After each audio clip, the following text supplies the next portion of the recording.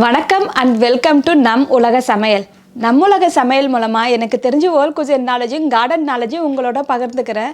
நம்ம சேனலை இது வரைக்கும் சப்ஸ்கிரைப் பண்ணாதவங்க ப்ளீஸ் இப்போ சப்ஸ்கிரைப் பண்ணிவிடுங்க.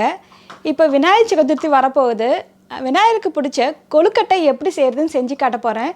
இந்த வீடியோவில் 2 விதமான பூரணம் செஞ்சு பூரண கொழுக்கட்டை எப்படி செய்கிறதுன்னு செஞ்சு காட்ட போகிறேன். இதை செய்கிறது ரொம்ப சுலபமாக நல்ல சுவையாக செஞ்சிடலாம். வாங்க இப்போ கொழுக்கட்டை எப்படி செய்கிறதுன்னு போய் பார்க்கலாம். கொழுக்கட்டை செய்கிறதுக்கு நீங்கள் கடையில் விற்கிற கொழுக்கட்டை மாவு இல்லைனா இடியாப்பு மாவு வச்சு கொழுக்கட்டை செஞ்சுக்கலாம். இல்லைனா வீட்டிலே நம்ம அரிசி மாவு தயாரித்து கொழுக்கட்டை செய்யலாம். வீட்டில் தயாரிக்கிறது பச்சரிசி 2 மணி நேரம் ஊற வச்சுக்கோங்க. கழுவிட்டு அதுக்கப்புறம் ஒரு அரை மணி நேரம் ஒரு துண்டில் வீட்டுக்குள்ளே காய வச்சு எடுத்து வச்சுக்கோங்க. அதை நீங்கள் மிக்சியில் நல்லா நைஸாக பவுட்ரு பண்ணி எடுத்து வச்சுக்கோங்க. மிக்சியில் அரைச்சிக்கிட்ட அப்புறம் நம்ம சல்லடா வச்சு நல்லா சலித்து நல்லா நைஸான பவுடரை மட்டும் தனியாக எடுத்து வச்சுக்கோங்க. அதை நீங்கள் இட்லி பாத்திரத்தில் ஒரு 5லேருந்து 10 நிமிஷம் ஆவி கட்டி எடுத்து வச்சுக்கோங்க. இல்லைனா நீங்கள் கடாயில் போட்டு நல்லா வறுத்து எடுத்து வச்சுக்கோங்க. அந்த மாவு திரும்பி சலித்து எடுத்து வச்சு நீங்கள் டப்பாவில் ஸ்டோர் பண்ணி வச்சிடலாம். இந்த மாவு உங்களுக்கு ரொம்ப நாளுக்கு கெடாமல் இருக்கும். எனக்கெல்லாம் ஒரு 4 வருஷத்து வரைக்குமே நான் ஃப்ரிட்ஜில் எடுத்து வச்சுருக்கேன். ரொம்ப நல்லா இருக்குது. நமக்கு தேவைப்படும் போது கொழுக்கட்டை இல்லை இடியாப்பம் புட்டு எது வேணாலும் இந்த மாவில் வச்சு நம்ம செஞ்சுக்கலாம். இந்த மாவு எப்படி செய்கிறதுன்னு இன்னொரு வீடியோவில் உங்களுக்கு டீட்டெயிலாக செஞ்சு காட்டுறேன். இப்போ நான் ஆல்ரெடி ப்ரிப்பேர் பண்ணி வச்சுருந்த மாவு வச்சு தான் இப்போ உங்களுக்கு கொழுக்கட்டை செஞ்சு காட்ட போகிறேன். இப்போ போய் கொழுக்கட்டை செஞ்சுக்கலாம் வாங்க.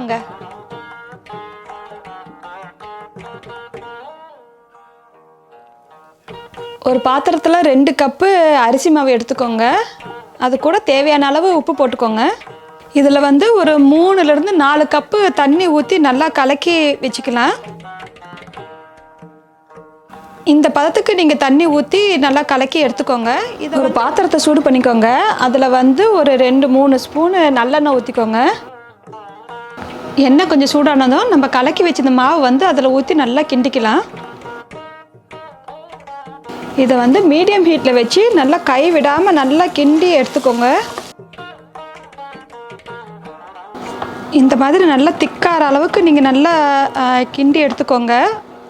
கை விடாமல் ஒரு 5 நிமிஷம் நல்லா கிண்டிக்கோங்க. அப்போ தான் நல்லா சாஃப்டாக இருக்கும் கொழுக்கட்டை. ஸோ இது நல்லா சூடாக இருக்குது. இது கொஞ்சம் நேரம் ஆறணும். ஆறின அப்புறம் தான் நம்ம கொழுக்கட்டை செய்ய முடியும். ஸோ இது அப்படியே நம்ம மூடி வச்சு ஆற வச்சிடலாம். இப்போ கொழுக்கட்டை மாவு ரெடி ஆகிடுச்சு. நீங்கள் இந்த மாதிரி கொழுக்கட்டைக்கு மாவு ரெடி பண்ணால் கொழுக்கட்டை நல்லா சாஃப்டாக நல்லா டேஸ்ட்டாக இருக்கும். நீங்கள் சுட தண்ணி ஊற்றியும் மாவு பிசைஞ்சிக்கலாம். ஆனால் இந்த மாதிரி நீங்கள் செஞ்சு பாருங்கள். இந்த கொழுக்கட்டை நல்லா சாஃப்டாக இருக்கும். 6 நாளும் ஹார்ட் ஆகாது, ட்ரை ஆகாது. நல்லா சாஃப்டாக நல்லா டேஸ்ட்டாக இருக்கும். இந்த கொழுக்கட்டைக்கு இப்போ 2 வகையான பூரணம் உங்களுக்கு செஞ்சு காட்ட போகிறேன். ஒன்று வேர்க்கடலை வச்சு ஒரு பூரணம் செய்ய போகிறேன். இன்னொன்று உடச்ச கடலையும் முந்திரி பருப்பும் போட்டு பூரணம் செஞ்சு காட்ட போகிறேன். இப்போ போய் 2 வகையான பூரணம் எப்படி செய்கிறதுன்னு பார்க்கலாம். ஒரு பாத்திரத்தை சூடு பண்ணிக்கோங்க. அதில் 1/4 கப்பு முந்திரி பருப்பு போட்டுக்கோங்க. இதை லைட்டாக ப்ரௌன் ஆகிற வரைக்கும் நம்ம வறுத்துக்கலாம். பாருங்கள், ஒரு லைட்டாக ப்ரௌன் ஆகிடுச்சு. கொஞ்சம் கிறிஸ்பியாகிற அளவுக்கு இருந்தால் போதும். நல்லா வாசனையும் வரும். அந்த அளவுக்கு வறுத்துக்கிட்டால் போதும். இது கூட ஒரு 1/4 கப்பு உடச்சிக்கல்லை போட்டுக்கோங்க. இதுவும் ஒரு அரை நிமிஷம் வறுத்துக்கலாம். நல்லா வாசனை வர வரைக்கும் வறுத்துக்கிட்டால் போதும். லைட்டாக ப்ரௌன் ஆகிற வரைக்கும் இந்த மாதிரி எல்லாம் ப்ரௌன் ஆகிற வரைக்கும் நல்லா வறுத்துக்கிட்டால் போதும். ஒரு அரை நிமிஷத்துலேருந்து 1 நிமிஷம் வரைக்கும் நீங்கள் வறுத்துக்கோங்க. இது போதும். இது ஆறுன அப்புறம் நம்ம மிக்சியில் போட்டு பவுடர் பண்ணணும். நான் இப்போ மிக்சியில் போட்டு பொடி பண்ணிட்டேன். நைஸாக அரைக்கக்கூடாது. கொஞ்சம் வரையாக இருக்கிற மாதிரி தான் நீங்கள் அரைச்சி எடுத்துக்கணும். இது கூட 2 டேபிள் ஸ்பூனு காஞ்ச தேங்காய் தூளை இதில் போட்டுக்கலாம். 1/4 கப்பு ப்ரௌன் சர்க்கரை. உங்ககிட்ட ப்ரௌன் சர்க்கரை இல்லைன்னா நீங்கள் வெள்ளை சர்க்கரையும் நீங்கள் போட்டுக்கலாம். ஸ்வீட் கொஞ்சம் ஜாஸ்தியாக வேணும்னா இது கூட கொஞ்சம் எக்ஸ்ட்ராவாக நீங்கள் போட்டுக்கோங்க. இந்த ஸ்வீட் கரெக்டாக இருக்கும். இது கூட 1/4 ஸ்பூனு ஏலக்காய் பொடி இதை போட்டு நல்லா கலக்கிக்கோங்க. இப்போ இந்த பூரணம் ரெடி ஆகிடுச்சு. அடுத்து வேர்க்கடலை வச்சு பூரணம் செஞ்சுக்கலாம். ஒரு பாத்திரத்தை சூடு பண்ணிக்கோங்க. அதில் 1/4 கப்பு வேர்க்கடலை போட்டு நம்ம வறுத்து எடுத்துக்கலாம். நான் தோல் இல்லாத எடுத்துருக்கேன். நீங்கள் தோல் இருந்தால் நீங்கள் வறுத்துட்டு அதுக்கப்புறம் தோல் எடுத்து விடுங்க. இப்போ நல்லா வறுத்துருச்சு. ஒரு 1 நிமிஷத்துலேருந்து 2 நிமிஷம் வரைக்கும் நல்லா வறுத்துக்கோங்க வேர்க்கடலை. இது கூட 1/4 கப்பு எள்ளு எடுத்து போட்டுக்கோங்க. நீங்கள் வெள்ளை இல்லை கருப்பு எள்ளு எது வேணாலும் போட்டுக்கலாம். இது கொஞ்சம் நேரம் நீங்கள் வறுத்துக்கோங்க. எள்ளு வறுக்கிற வரைக்கும் ஒரு அரை நிமிஷம் வறுத்துக்கோங்க. இப்போ எல்லாம் நல்லா வறுத்துடுச்சு. இதை வந்து கொஞ்சம் ஆறின உடனே நம்ம மிக்சியில் போட்டு கொஞ்சம் அரைச்சிட்டு எடுத்துகிட்டு வந்துடலாம். இதை நல்லா நான் இப்போ பவுட்ரு பண்ணி வச்சுருக்கேன். இந்த மாதிரி கொஞ்சம் வெறையாக இருக்கிற மாதிரி அரைச்சி எடுத்துக்கோங்க. நல்லா நைஸாக அரைக்கக்கூடாது. இது கூட 1/4 ஸ்பூனு ஏலக்காய் பொடி.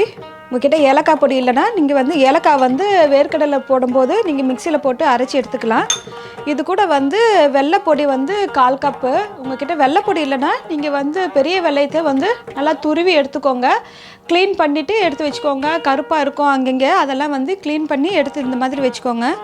ஸோ இது வந்து போட்டுடலாம். அதில் நல்லா நீங்கள் ஸ்வீட் சாப்பிட்றீங்களா இருந்தால் இன்னும் கொஞ்சம் எக்ஸ்ட்ரா நீங்கள் வெல்லம் போட்டுக்கோங்க. இது வந்து கரெக்டாக இருக்கும் இந்த ஸ்வீட் வந்து. ஸோ இந்த பூரணமும் ரெடி ஆகிடுச்சு. இப்போ கொழுக்கட்டை மாவும் நல்லா ஆறிடுச்சு. இதை வந்து நம்ம கையில் நல்லா போட்டு பிசைஞ்சிக்கலாம். பாருங்கள் நல்லா சாஃப்டாக இருக்குது. கையில் வந்து கொஞ்சம் நல்லெண்ணெய் வச்சுக்கோங்க, அப்போ தான் ஒட்டாமல் இருக்கும். இந்த மாதிரி மாவு பிசைஞ்சு வச்சுக்கோங்க. பாருங்கள் எவ்வளோ சாஃப்டாக இருக்குது. ரொம்ப ஹார்டாகவும் இருக்கக்கூடாது, ரொம்ப சாஃப்டாகவும் இருக்கக்கூடாது. இந்த அளவுக்கு நீங்கள் மாவை வந்து கிண்டி எடுத்துக்கணும்.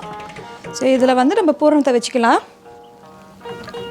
கையில் வந்து 2 கையிலையும் நல்லா எண்ணெயை தடவிக்கோங்க, அப்போ தான் நல்லா ஒட்டாமல் இருக்கும். ஒரு சின்ன பால் அளவுக்கு எடுத்துக்கோங்க. உங்களுக்கு எந்த அளவுக்கு சைஸ் வேணுமோ அந்த அளவுக்கு எடுத்துக்கோங்க.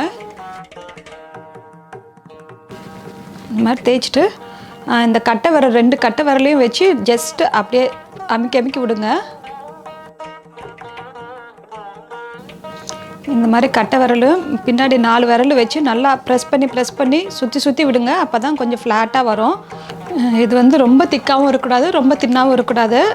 ஓரளவுக்கு இந்த அளவுக்கு நீங்கள் இருக்கிற மாதிரி பார்த்துக்கோங்க திக்னஸ் வந்து. ஸோ இப்போ இது வந்து ரெடி ஆகிடுச்சு. இதில் வந்து நம்ம பூரணம் வைக்கிறது தான். இது வந்து வேர்க்கடலை பூரணம். உங்களுக்கு எவ்வளோ தேவையோ அவ்வளோ வச்சுக்கோங்க. நான் ஒரு 1 ஸ்பூன் அளவுக்கு நான் வச்சுருக்கேன்.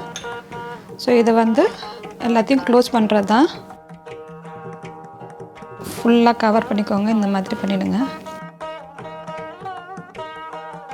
இந்த மாதிரி ஷேப்பில் நீங்கள் வச்சுக்கோங்க. எந்த ஷேப்பில் வேணாலும் பண்ணிக்கலாம். இந்த மாதிரி பண்ணிக்கலாம், இல்லைனா பால் மாதிரியும் பண்ணிக்கலாம். நான் உருண்டை போடுறது எப்படி காட்டுறேன்.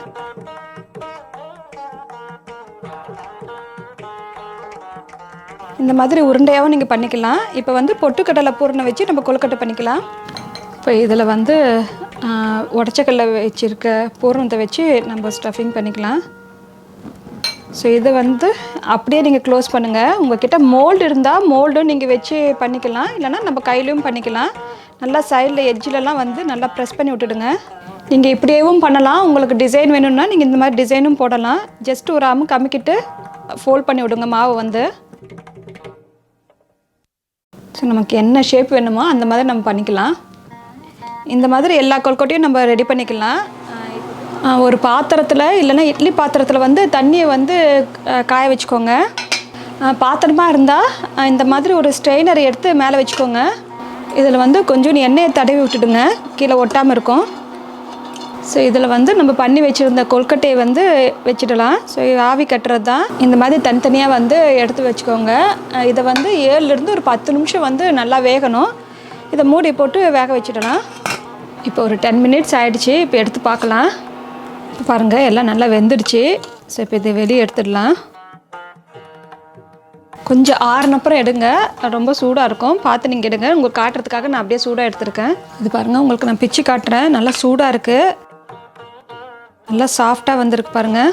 இது வந்து உடச்சிக்கல்ல ஸ்டஃபிங் வச்சது. இது வந்து வேர்க்கடலை வச்ச ஸ்டஃபிங்கு. நல்லா சாஃப்டாக வந்திருக்கு. இதோ நம்ம பண்ண 2 வகையான பூரணம் கொழுக்கட்டை ரெடி ஆகிடுச்சு. இதே மாதிரி நீங்களும் விநாயகர் சதுர்த்தி அன்னைக்கு விநாயகருக்கு கொழுக்கட்டை வச்சு படைச்சி சாமி கும்பிடுங்க. உங்களுக்கு இந்த ரெசிபியில் ஏதாவது டவுட் இருந்தால் கமெண்ட்ஸ் பண்ணுங்கள், நான் ரிப்ளை பண்ணுறேன். லைக் பண்ணுங்கள், ஷேர் பண்ணுங்கள், சப்ஸ்கிரைப் பண்ணுங்கள். பக்கத்தில் இருக்க பெல் பட்டனையும் ப்ரெஸ் பண்ணுங்கள். அப்போ தான் நான் போடுற வீடியோ எல்லாம் உங்களுக்கு நோட்டிஃபிகேஷனாக வரும். தேங்க்யூ.